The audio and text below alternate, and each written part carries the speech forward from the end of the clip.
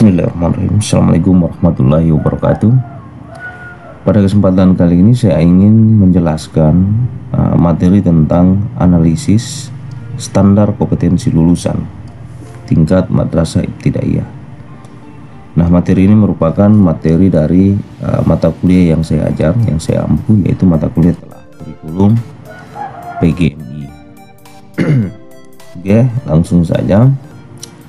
Di slide pertama, filenya ini sudah saya berikan di classroom masing-masing ya, PGMI 1, PGMI 2, PGMI 3, PGMI 4. Di slide pertama itu saya berikan sebuah ilustrasi yang mempertanyakan apa sih yang dibutuhkan ya, apa sih yang dibutuhkan seorang individu ya, atau seorang lulusan di era 4.0 atau 5.0. Jadi apa sih yang dibutuhkan ya, bukan individu tapi dunia usaha ya, dunia usaha atau dunia industri di era 4.0. Apakah IPK lulusan yang IPK-nya itu 4.0 ya, ini yang menjadi pertanyaan, ataukah yang dibutuhkan itu sebuah kompetensi. Nah, di sini sebuah ilustrasi ada individu ya, individu wanita laki-laki yang merupakan ketika lebih dari satu orang itu menjadi satu kelompok individu, yang mana satu kelompok individu ini tergabung dalam sebuah institusi ya, tergabung dalam sebuah institusi. Di sini saya contohkan di posisi adik-adik mahasiswa sekarang itu tergabung dalam institusi Bone ya, Bone dalam prodi program pendidikan guru madrasah ibtidaiyah. Nah, ini tergabung dalam sebuah institusi di mana institusi ini memiliki sebuah kurikulum pastinya ya. Seperti yang sudah saya jelaskan sebelumnya. Apa sih kurikulum itu? Kurikulum itu ya pedoman yang berisi sebuah sebuah perencanaan untuk mencapai tujuan pendidikan nasional.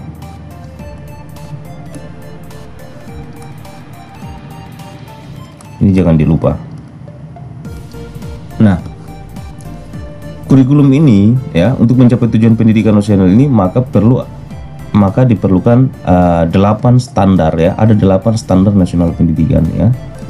Ada 8 standar nasional pendidikan. Apa saja? Pertama, standar kompetensi lulusan ya, SKN. Yang kedua, ada yang namanya standar isi pendidikan. Yang ketiga, ada yang namanya standar standar proses pendidikan. Ada yang namanya standar penilaian, ini ya, standar penilaian. Ada juga yang namanya standar sarana prasarana.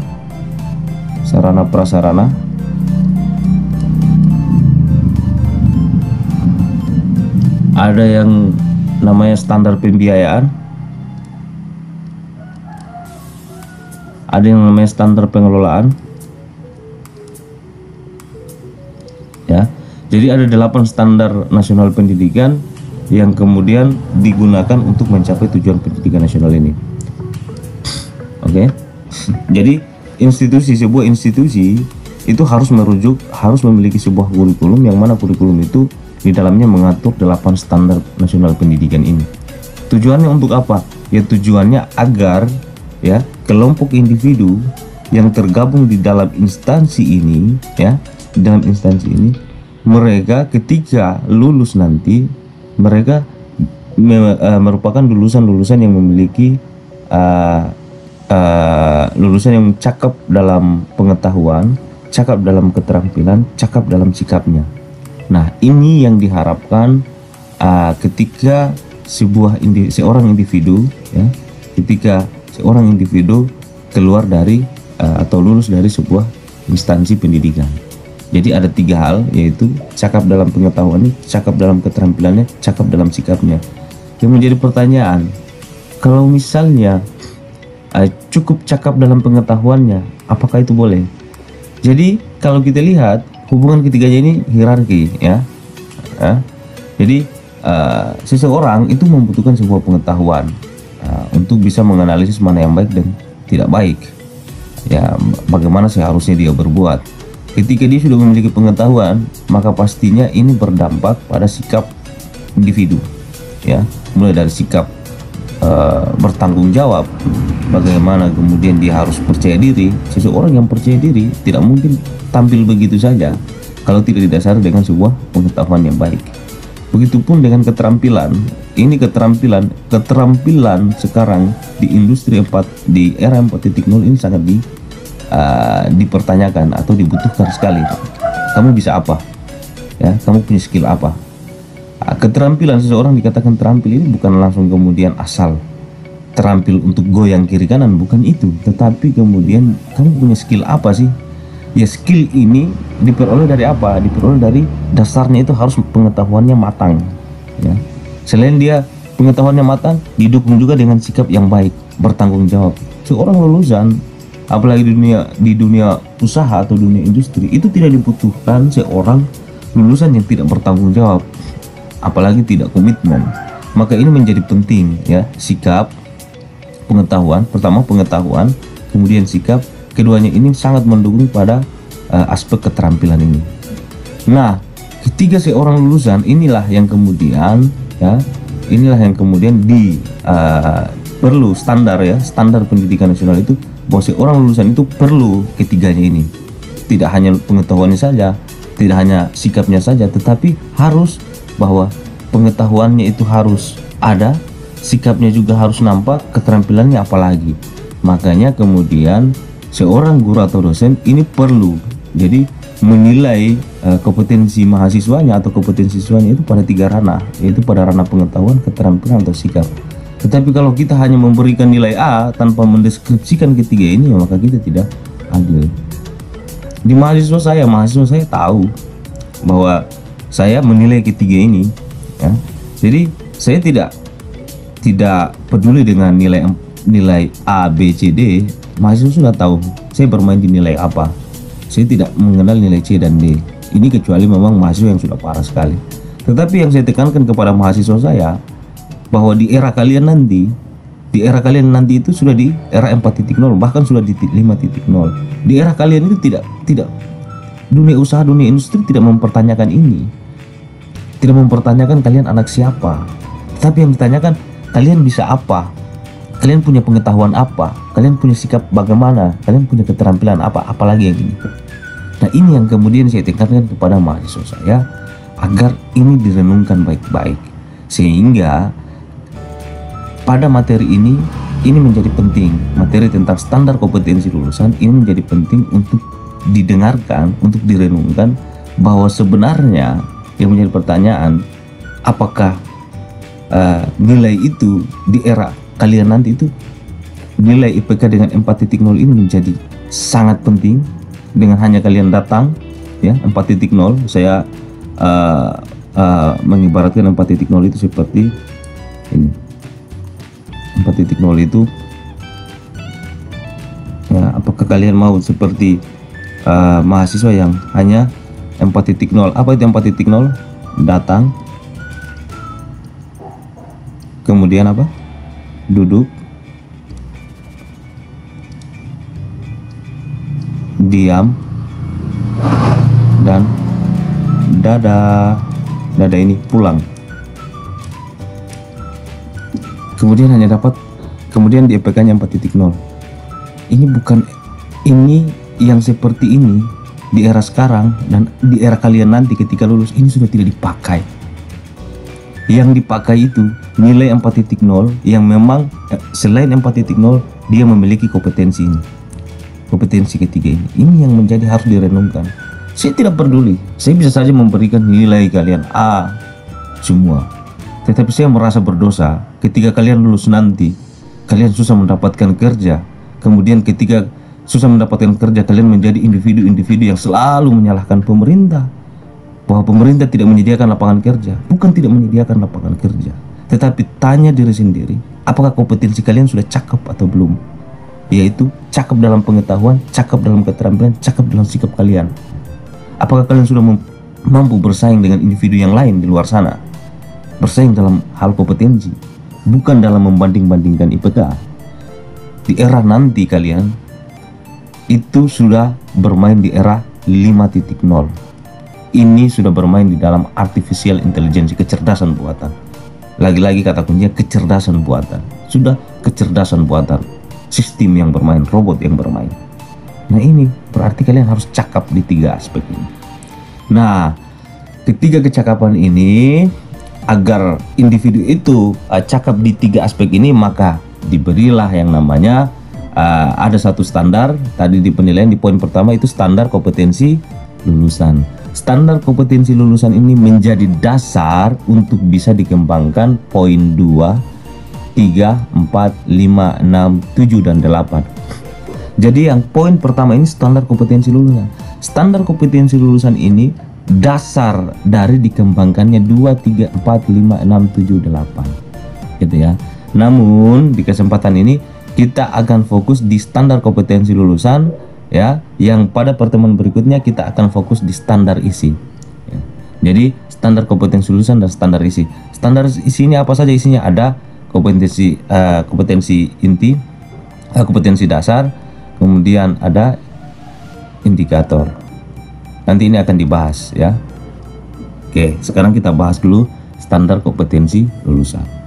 Semoga ilustrasi ini, sebelum saya lanjut ke slide berikutnya, saya ingin tambahkan, ketika seorang lulusan nanti, adik-adik mahasiswa saya, PGMI 1, PGMI 2, PGMI 3, dan PGMI 4, ketika kalian sudah lulus nanti, ini lulusan ya. Ketika sudah lulus nanti, saya itu sudah sering bilang bahwa modal awal kalian itu adalah menjadi seorang guru. Itu modal awal, itu tidak bisa dipungkiri ya. Jadi selalu saya bilang ketika pertemuan-pertemuan sebelumnya bahwa modal awal kalian itu adalah menjadi seorang guru madrasah ibtidaiyah. Itu modal awal ya. Mau lebih dari itu silakan, itu sangat memungkinkan. Tetapi yang kita syukurkan bahwa kalian punya modal awal, yaitu menjadi seorang guru madrasah ibtidaiyah. Ada berapa banyak madrasah ibtidaiyah, sekolah dasar di Bone, sekolah dasar di Indonesia yang sangat membutuhkan jasa kalian, membutuhkan tenaga kalian sebagai seorang pendidik. Maka pastikan kalian menjadi seorang lulusan yang cakap di 3 aspek ini.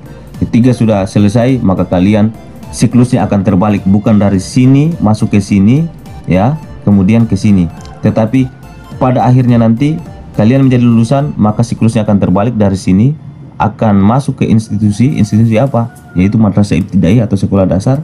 Kalian masuk, melamarkan, memberikan lamaran, diterima, maka kalian akan mengabdi di dalam instansi ini, di sekolah dasar atau di madrasah ibtidaiyah ini, yang dimana kalian sudah punya, kalian harus mengacu pada kurikulum yang ada, kalian sudah punya ilmunya ya. Kalian harus tahu 8 standar nasional pendidikan, di mana di dalam ini kalian akan mengajari individu-individu ini.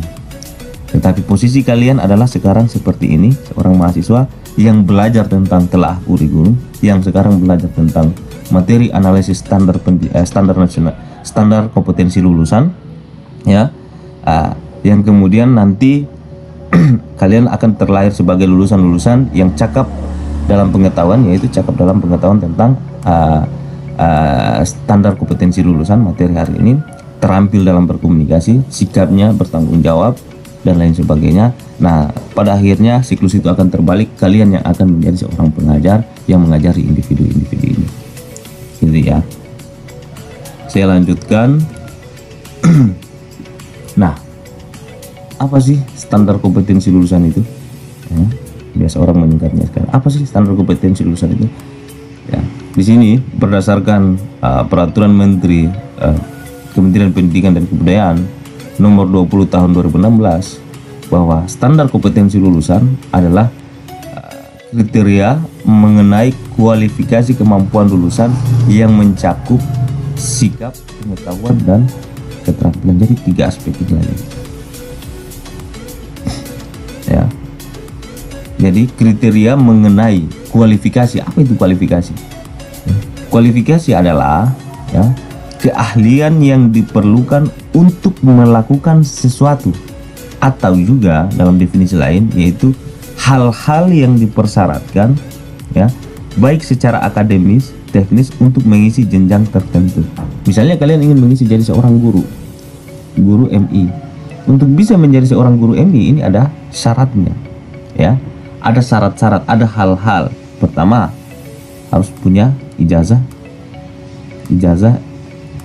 S1, ya. Kemudian IPK-nya berapa, punya keterampilan apa, punya pengalaman apa, pengalaman mengajar. Ini adalah hal-hal yang dikualifikasikan, ya. Kualifikasi, hal-hal yang dipersyaratkan, ya. Yang dipersyaratkan di sini kriteria mengenai, pastinya di sini juga ada penilaian. Intinya di dalam kualifikasi ini mencakup tentang ranah tadi itu, sikap, pengetahuan, dan keterampilan, gitu ya.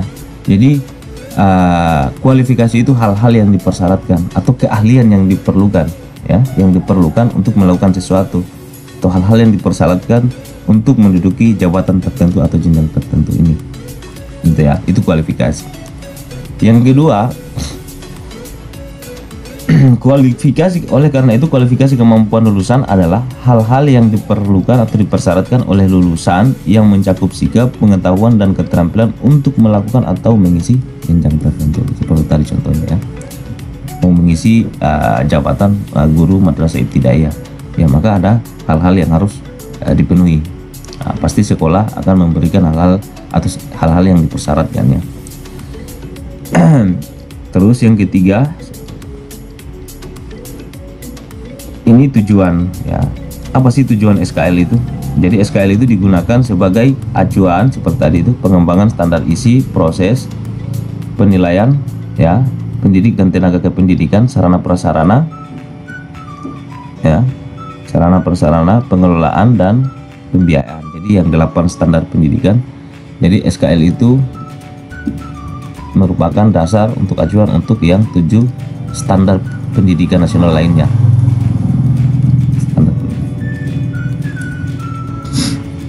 Terus seperti apa sih standar kompetensi lulusan di madrasah ibtidaiyah? Ya. Seperti apa sih standar kompetensi lulusan madrasah ibtidaiyah? Jadi siswa-siswa yang ada di madrasah ibtidaiyah itu, ya, tingkat SD, pendidikan dasar, itu nanti diharapkan siswa-siswa kelas 1 sampai kelas 6, siswa kelas 6 itu ketika lulus, nanti siswa itu, peserta didik itu harus memiliki cakap di bidang sikap, pengetahuan, dan keterampilannya sudah jelas di pembahasan sebelumnya. Pertama, lulusan, ya, madrasah ibtidaiyah itu nanti harus memiliki perilaku yang mencerminkan sikap ketika mereka lulus, berada di masyarakat, bahwa atau pulang di orang tua, di keluarga masing-masing, pulang di rumah, harus siswa itu beriman kepada, memiliki perilaku atau sikap beriman dan bertakwa kepada Tuhan Yang Maha Esa, memiliki karakter jujur dan peduli, bertanggung jawab, ya, memiliki minat belajar atau pembelajar sejati sepanjang hayat, sehat jasmani dan rohani. Ya.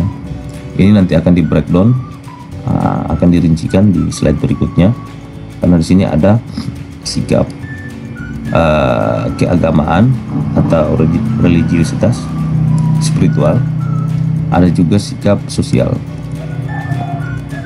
Ini nanti akan di breakdown, akan di slide berikutnya.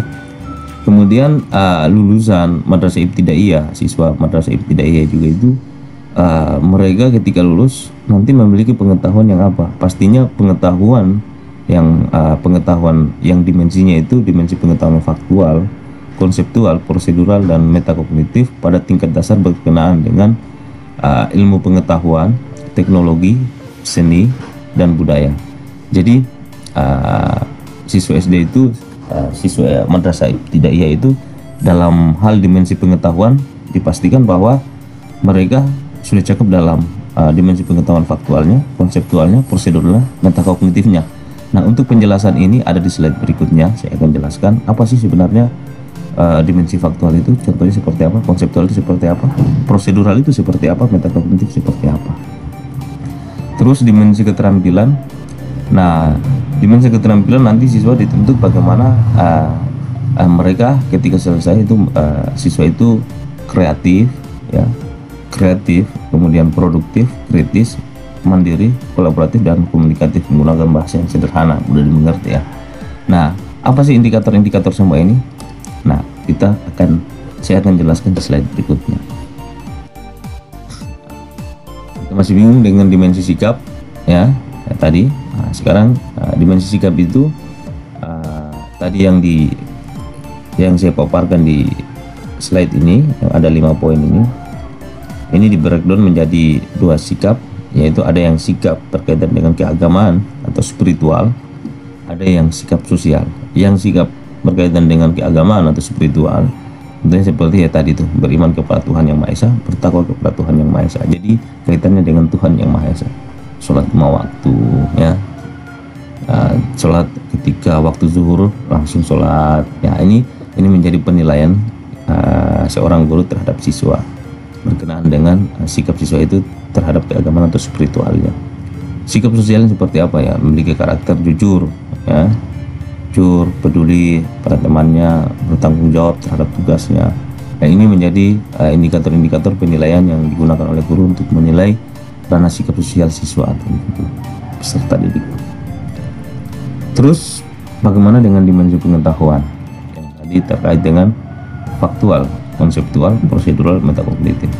Jadi faktual ini ditandai dengan hal-hal yang masih ketika pertanyaannya itu siswa itu mampu mendefinisikan, melabeli sebuah objek ya, melabeli lambang ya, berkaitan dengan lambang, notasi, simbol. Jadi semacam A adalah ketika menyebutkan definisinya ya masih dalam konteks faktual ya. Siswa itu masih pada dimensi pengetahuan faktual. Ketika melihat sebuah gambar kemudian melabeli oh ini laki-laki, ini masih berkaitan dengan definisi faktual. Ketika bermain notasi atau simbol, misalnya ini simbol delta ya. Nah, ini kita masih bermain dalam ranah faktual. Terus bagaimana dengan yang konseptual? Nah, yang konseptual ya. Hapus dulu.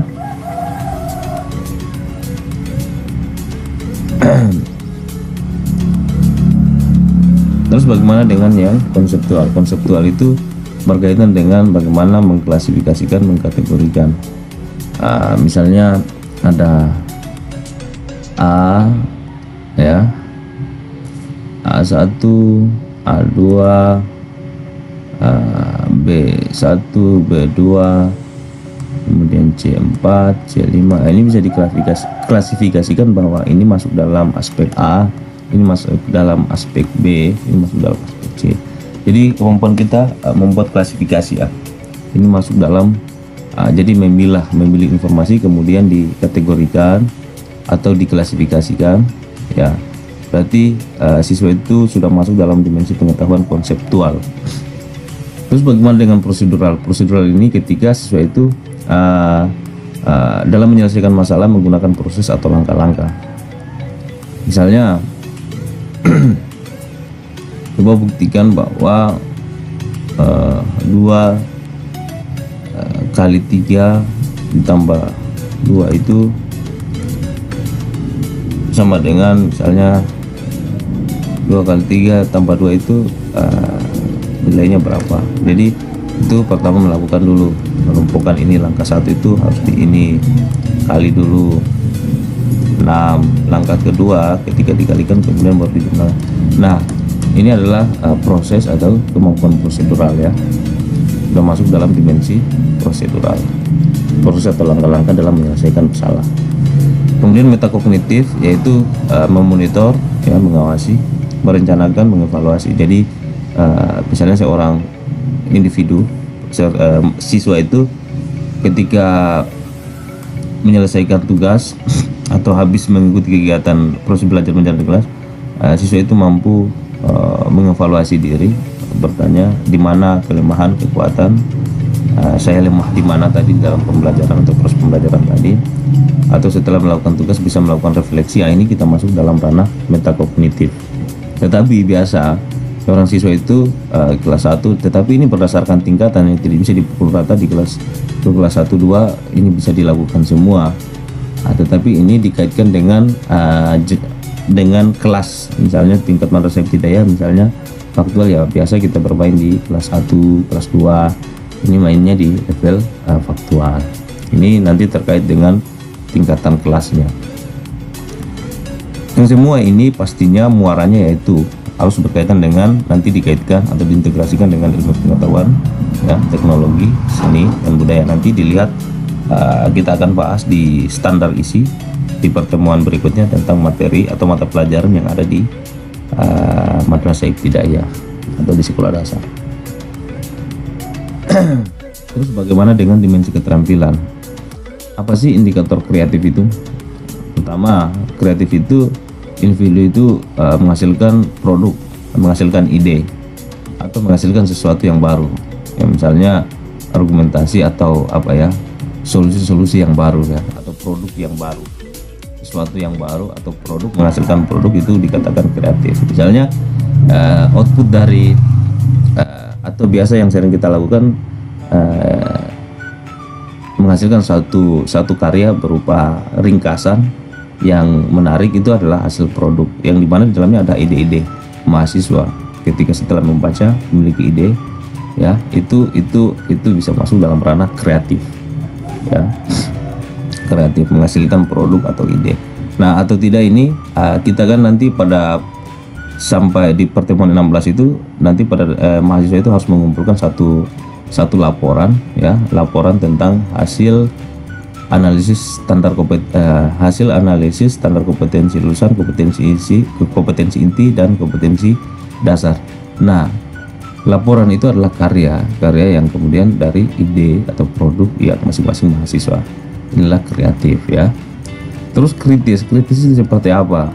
Ya pokoknya ketika ada teman, contoh nyatanya itu ada teman berargumentasi, dinilai argumentasinya, terus bisa dikritisi, tetapi mengkritisi dengan bukti. Ketika setuju ada bukti, ketika tidak setuju dengan argumen itu ya harus ditampilkan dengan bukti. Menganalisis argumentasi, mengenali kesenjangan, ada gap ya, ini sudah sering saya ajarkan setiap kali diskusi, selalu melihat mengenali ada kesenjangan, ada gap ya, antar harapan dan kenyataan dalam bidang pendidikan ini. Mahasiswa PGMI 1, PGMI 2 seperti sudah akrab, menyimpulkan dengan bukti ya, ini mahasiswa sudah akrab ya.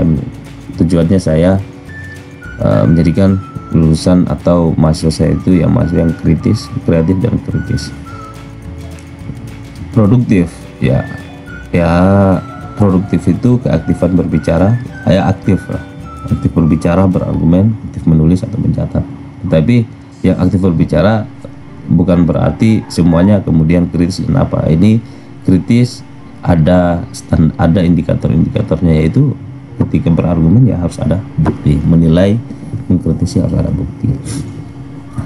Terus mandiri ya, mandiri ini bagaimana seorang individu itu kalau siswa itu kita lihat bahwa nanti ketika lulus mereka tampil dengan percaya diri ya. Pastinya harus percaya diri. Kenapa? Ya guru seorang, kalau misalnya ini ya mahasiswa madrasah mahasiswa PGMI nanti pada dasarnya akan menjadi seorang guru MI, di mana guru MI ini akan berbicara di depan siswanya, jadi harus memiliki keterampilan untuk berbicara di depan publik. Jadi pastinya terampil ya, dan pastinya pada saat tampil itu ya mandiri secara seorang diri, mengajar kan, tidak mungkin berkelompok.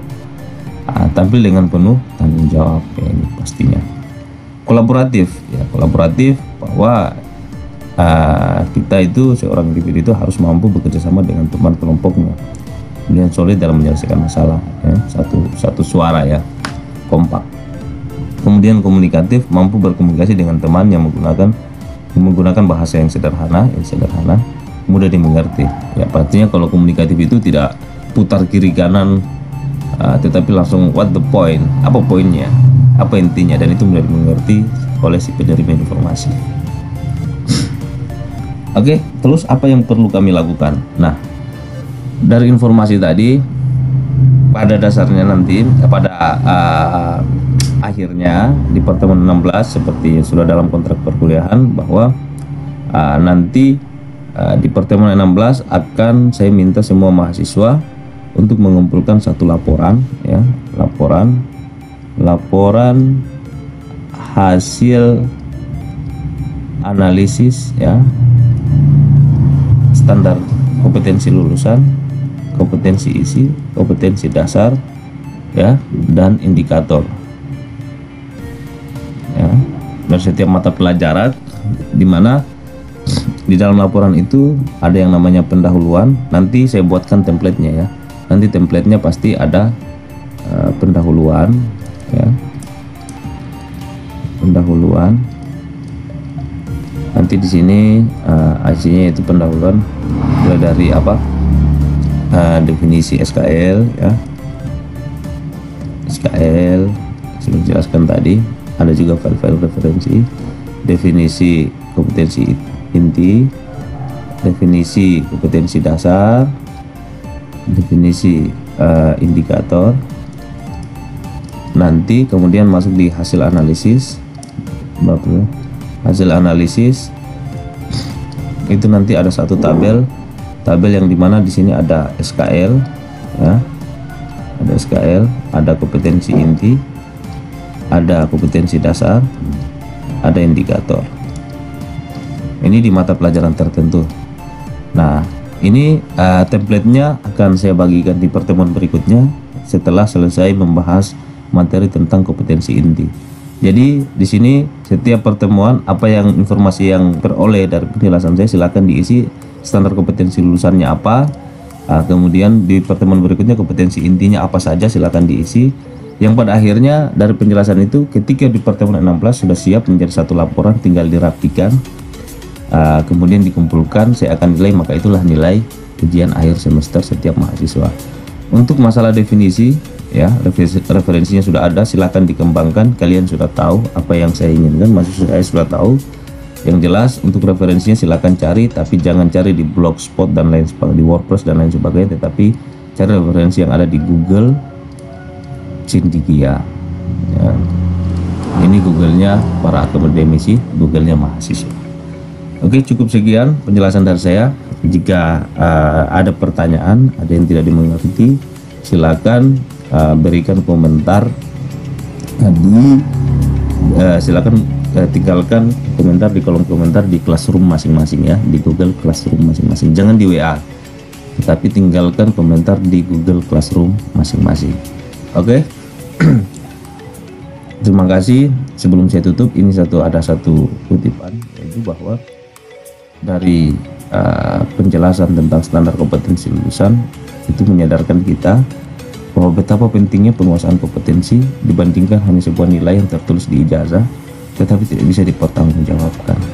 Di era 4.0 itu dibutuhkan sebuah individu yang kompeten, bukan individu yang hanya datang, duduk, diam, dan dadak pulang ya. Jadi 4.0 itu bukan ini, tapi 4.0 itu memang betul-betul kompeten. Ini silakan renungkan ya, khususnya mahasiswa saya. Saya selalu percaya bahwa kalian adalah individu-individu yang terlahir, yang setiap detiknya itu berpotensi untuk menjadi lebih baik. Saya selalu percaya, saya selalu menganut yang namanya mindset berkembang,